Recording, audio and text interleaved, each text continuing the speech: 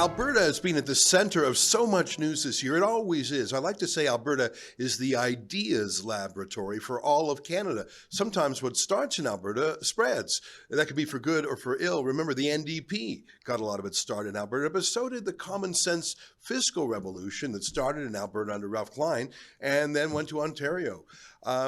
Right now, there's a lot of debates on everything from transgenderism to provincial sovereignty.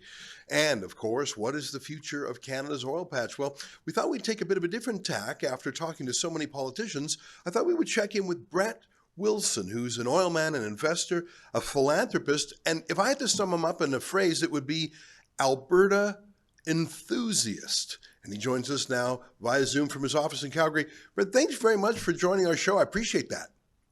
Proud to be an Alberta enthusiast and always a treat to work with you, Ezra. Thank you very much. Now, I'm an Alberta enthusiast, even though I'm in exile out here in Toronto. But my heart hurts for Alberta because for 10 years, the oil and gas industry, which has supported so much of the entire country, it's been beaten down. I mean, countries have left for greener pastures, like foreign investors. They've shut down and moved elsewhere. Is there a positive future for Alberta's oil patch? Does it involve a pipeline? Is Mark Carney friendlier to Alberta than Justin Trudeau was? Give me your read on things. Well, let's start, first of all, with the federal Liberals. I happen to be appreciative of where Carney's trying to go. And again, we often say talk is good, action is better. Yeah. And the MOU was the first step towards true action. There was setting up the major projects office with an incredibly capable business leader in the form of Don Farrell. But the idea of moving forward on the MOU, I've also had the privilege. I worked 20 years ago selling an oil company, and I worked with a guy named Tim Hodgson. He was a treat to work with. And again, that was 20 years ago. I had the privilege of being on stage with a guy named Mark Carney at Canada House during the London Olympics. So there's been a degree of modest mutual respect for a long time. And in fact, I met with Carney before he was leader of the Liberal Party when he was in Calgary. And his goal was obviously to just make sure that people who clearly were right of his thinking were on side with where he was trying to go in terms of leading the Liberal Party. And we had quite a good chat at that time about pipelines. He was adamant, this is in January of this year, that he could get a pipeline approved. And again, pipeline approval, that process is, we'll talk about the MOU in a minute. But going back, so I'm a fan of what Carney and Hodgson in particular are trying to do. And by the way, the fact that Guilbeault resigned while they were working on it was probably one of the most powerful messages in support of what Alberta is trying to do with federal intervention. And that's with Guilbeault leaving. You know, I thought that was a good sign too, and I see some squawking from the more left field Liberal MPs who I think liked Trudeau's hard line. But there's so many requirements and burdens and asterisks in the MOU, and they're front end loaded. I put that question to the Premier. I said, look, you know, carbon capture, carbon tax, those things in this MOU happen soon, and the construction happens later. I know that in a bargain, in a grand compromise, both sides have to put a little water in their wine. I'm just worried that, you know, if you're an oil investor, you're still looking at possible legal delays. You're looking at Indigenous questions. You're looking at a BC Premier who's sort of hostile. And then you look around the world, other places you could put your money. I mean, you're a global oil and gas financier. You know, who knows? Maybe Venezuela will be open for business again. And you know that won't have a 10-year, you know, schedule like an Alberta pipeline would. I'm just worried that there's so many asterisks and caveats in this MOU that it might never even happen. Without the MOU, we wouldn't even be having a conversation about what's happening. Yeah. Without the MOU. And so that's, I emphasize, there is a positive. And the fact that Guilbeault resigned speaks to the negatives that were embedded in the way Trudeau was trying to run our country. I'm not a panic on carbon emissions. I just don't see the science in support. But let's ignore that. We're going to try and do the Pathways Alliance. We'll do the carbon capture. The idea is that there will be a carbon tax. So there's been an industrial carbon tax in Alberta for more than 20 years. Right. So some of these things are not that dramatically changing of where we are. What is radical is the fact that a federal government and a provincial government have agreed that we're going to try and build a pipeline.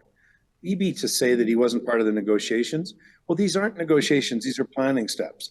And this is moving forward, hopefully with a conversation with EB.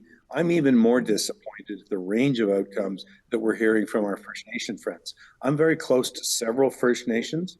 In fact, I'm invested in a group who are looking at expanding, this is a First Nation group, expanding into Prince Rupert.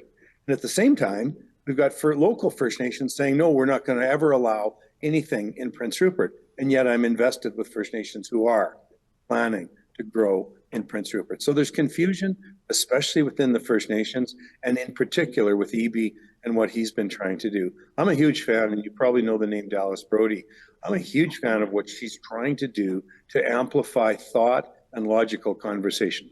But sorry, going back to the MOU, it's not a signed deal. It's simply an agreement to accelerate in so many ways. And I've loved the words that Carney keeps using. He's going to adjust the tanker ban. And you get someone, and why the press gives Elizabeth May, or I am giving her any credence whatsoever. She's ranting and rambling. But as Carney keeps saying, I'm going to adjust the tanker ban. I'll still keep it in place, but we're going to allow tankers to go 2 times a week, 3 times a week when it's not storming. I mean, there'll be some rules around how it goes. But so the tanker ban gets relaxed, however that word is defined, and we do get an opportunity to build a pipeline. We need an oil sands pipeline. We also need LNG. And all of the above is real. The economics are compelling. To say that there's no business that's behind the pipelines is nonsense. There's no reason for a business to step up to try and run a pipeline until the politicians agree to get out of the way. Right. Now, I haven't read the MOU since it was released a couple of weeks ago, but if I'm remembering correctly, there needs to be a proponent or a proposal pretty much in the next 6 months. And you correct me if I'm wrong, because I'm sure you're more fluent with the details than me.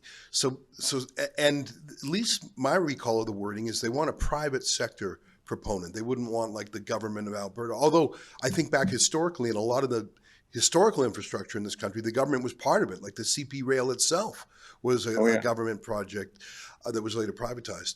Do you think the oil sands? Yeah, right. And by the way, I like to remind myself that the oil sands were really encouraged by Jean Chrétien of all people. He put in place some of the regulatory, and he defended it against some of the more radical environmentalists like Sheila Copps. It's hard to believe that, 20 years ago there was a pro oil sands liberal. It makes me nostalgic. But let me come back to your bailiwick. Oil investing. That was really, you ran an oil investment bank, if I'm describing it correctly, for decades. So all the big shots, not just in Canada, but around the world.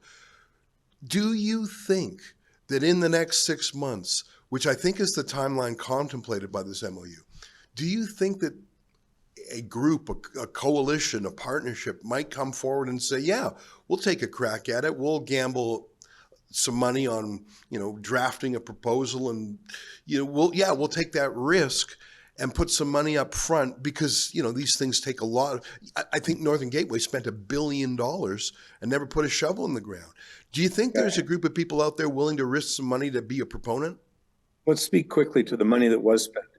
Keystone, $1.2 billion. TransCanada.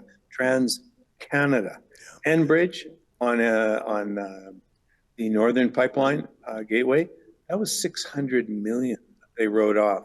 The reason that we needed an MOU that indicated that the federal and provincial, at least Alberta governments, were aligned, was that these folks had spent unbelievable amounts of money and then got jerked around by process. Right. What we seem to be moving forward on now is a better process.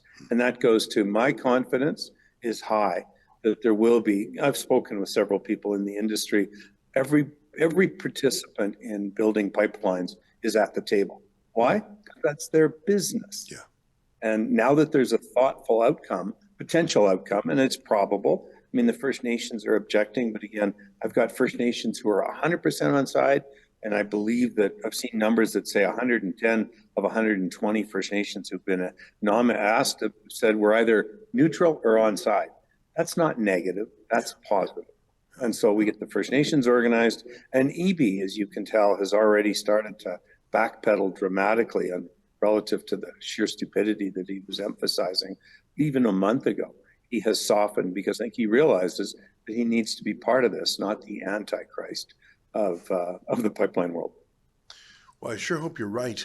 I mean, and that's another thing is on Indigenous matters, there's many bands, and then there's a lot of people who just have a press conference, maybe with a Hollywood star there. And frankly, I know historically a lot of the opposition from some Indian bands has been funded by the Tides Foundation. I know. 100%. So some of it's artificial. I don't know. I hope it happens because actually that's the number one employer of Indigenous people in Canada are oil sands and other mines. And, you know, I spoke yesterday with a First Nation leader who was so upset with that woman who's pretending to be the coastal First Nations. Yeah. He said, Brett, they don't exist. Yeah. They're a pay to play. So the fact that legacy media is giving pay to play amplified headlines undermines our country.